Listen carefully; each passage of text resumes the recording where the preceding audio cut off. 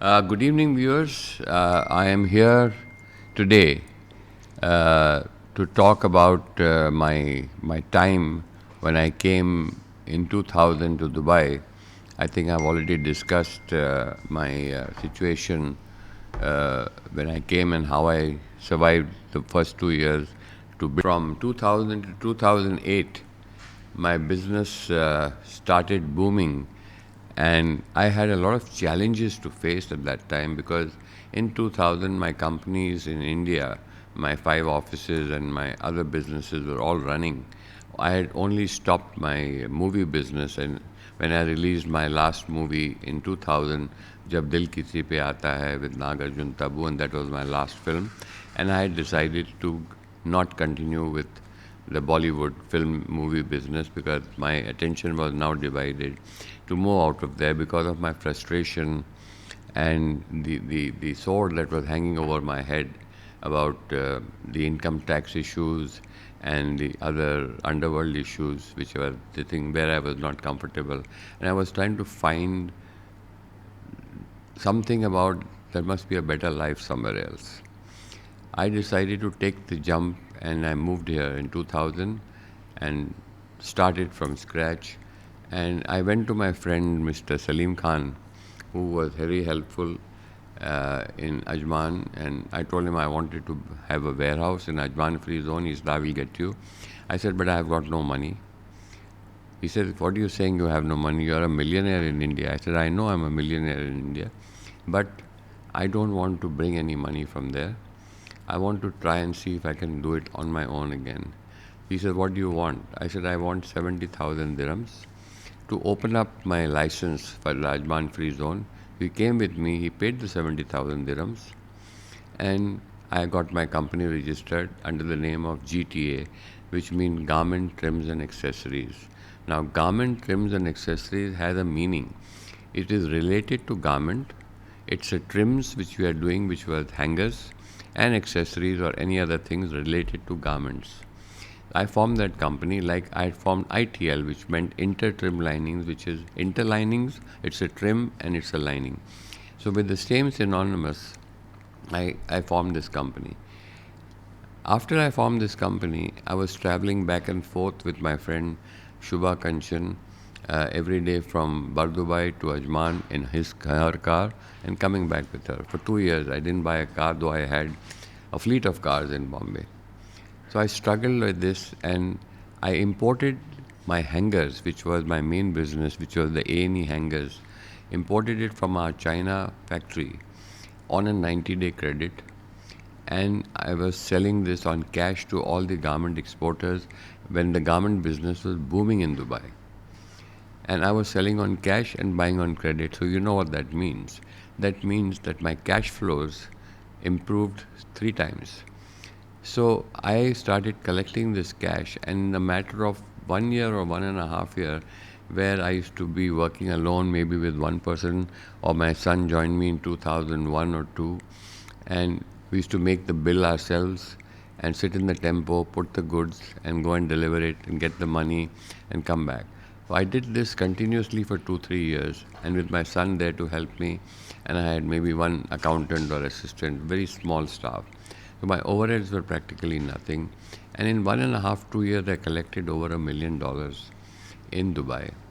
And that's the time when we saw, this was in 2003 or something, 2003, 4, when I came across this factory in Jabal Ali, which was a sale with machines. And there was this lady who was in some kind of trouble and was wanting to sell. And we did the deal, and I bought over this company in Jabal Ali, which I am still owning and I still have. And we moved our office to Jabal Ali, and that's where our office is even till date.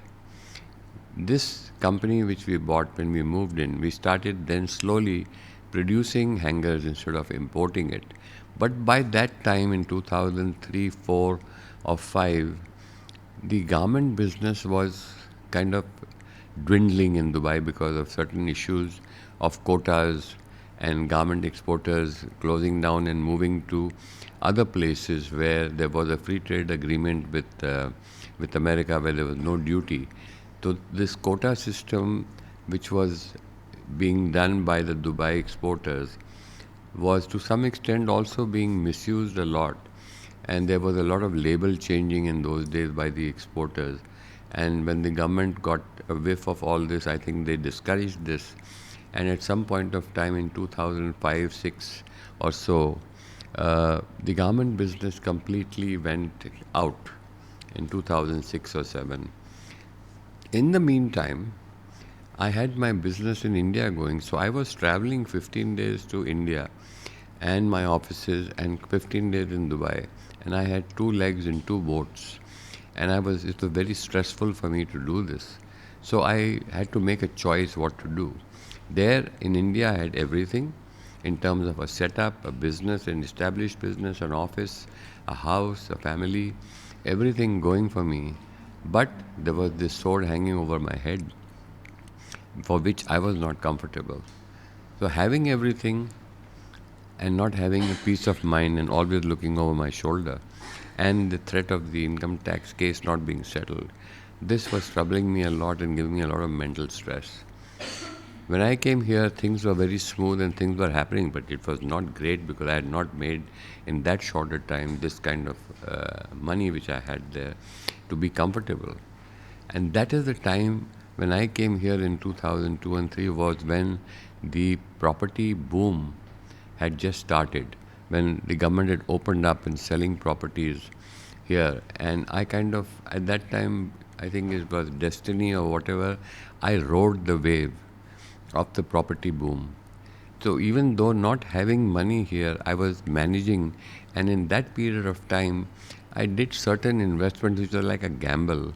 And one of my biggest gambles which I did was there was the Palm Jumeirah being announced at that time.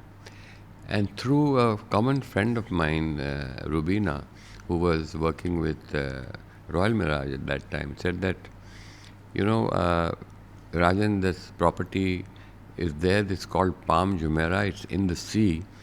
And I think you should buy something. So I said, what is this property? She said, I'll introduce you to Ms. Saif Al-Shamsi, who was the chairman of Nakheel at that time.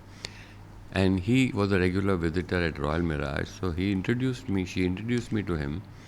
Very nice, gentle person, an extremely good human being, and a very great friend which I'm in touch with even today. And I took an immediate liking for him, and he took a liking. So Rajan, come on, buy this villa.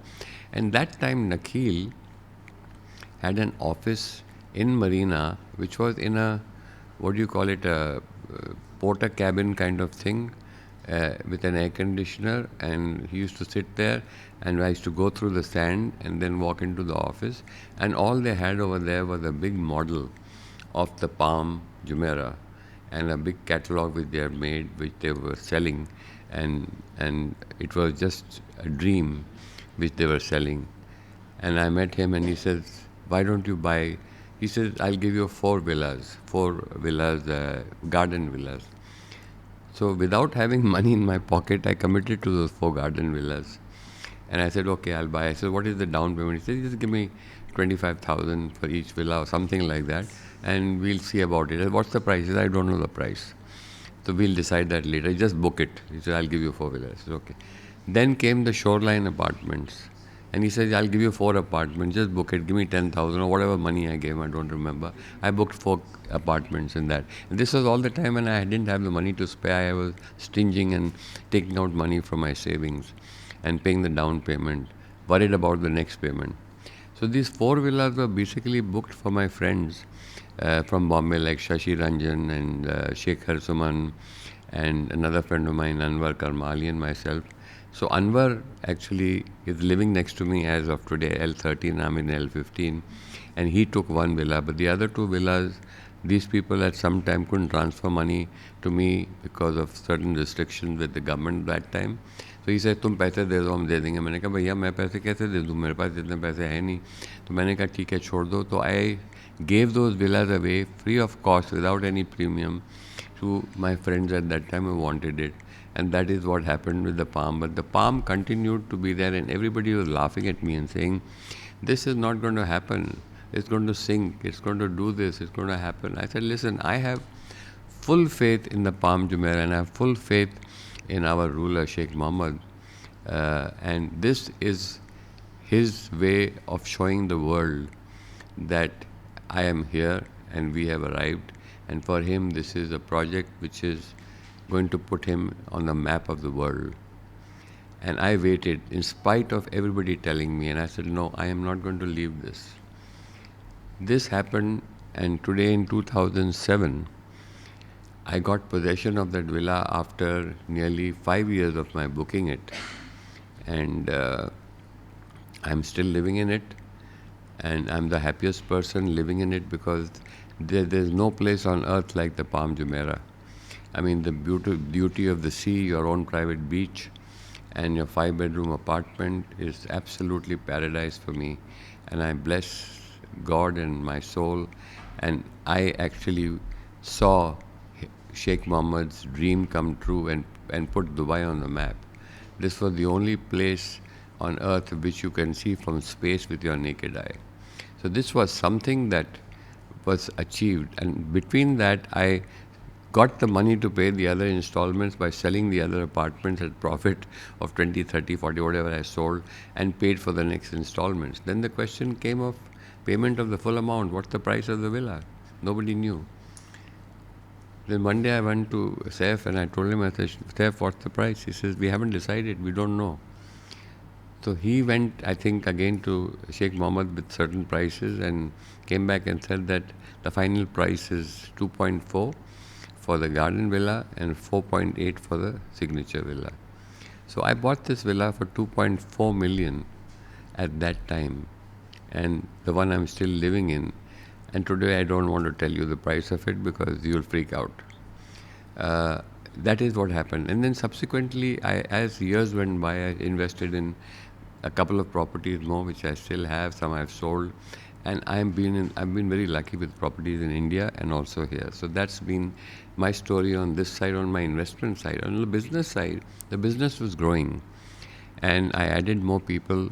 And I had to take a decision at that time whether I should continue India or close it or come to Dubai or stay in India. What happened? I took a decision at that time, which I bless myself for now, was no, I want to stay in Dubai. Then, and everything was going good. My son was with me. 2008, before that, before the crash happened, there was a lady who came to me and said, the steel business is booming. And I'm selling steel to all the developers because the development, the construction was booming. There were cranes all over Dubai and it was booming. So they need a lot of steel. So why don't we import steel from India?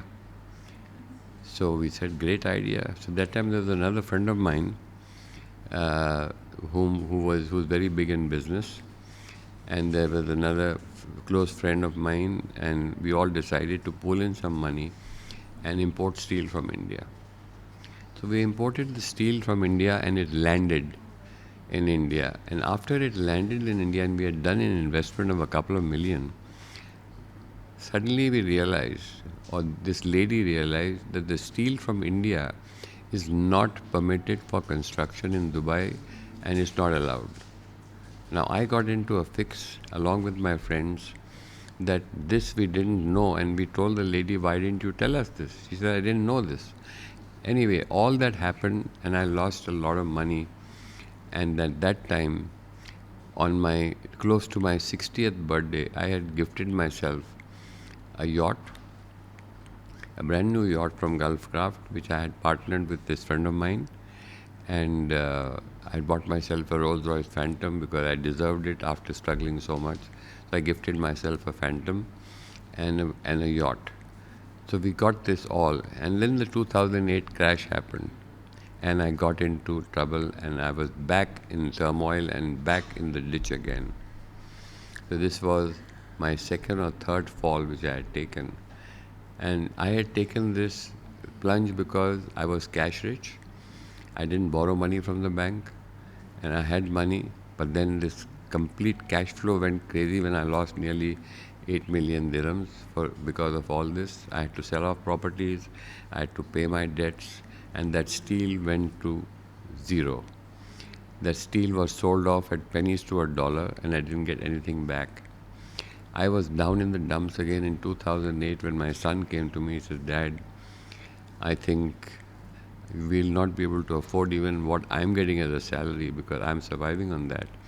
And I think that I will go back to my original business of music or whatever else he was doing, and let me not burden you with this whole thing of the salary."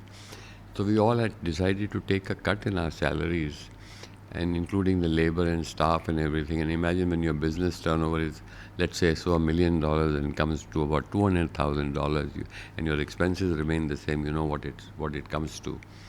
So I had a really tough time, and my son had gone for reasons which I told you, and I was back alone with myself. And that's the time when I decided whether I should close this down and go back to India, or I should continue and fight. But my conscience and gut told me that I should sit back and fight. And that's what I did. I took a decision, and that was a life-changing decision for me, that I will go and open up 4 factories in these places where the garment exporters had exited from Dubai and gone to. Those places were Jordan, which had got an FTA agreement. So there were factories in Jordan booming coming up. There were factories in Kenya booming coming up. There were factories in Swaziland coming up, and there were factories in Madagascar coming up. So what I did was I moved my machines and my molds to these factories. I went there myself, all by myself, set up those factories in 4 countries. It seems very easy to talk about, but I know what I went through. I went myself day and night, set up those factories, set up the labor, set up the staff, sent my staff from here, and we started producing hangers in their backyard and started getting business from these 4 countries at that time. It's very easy to say that now, but you can imagine what I went through all by myself.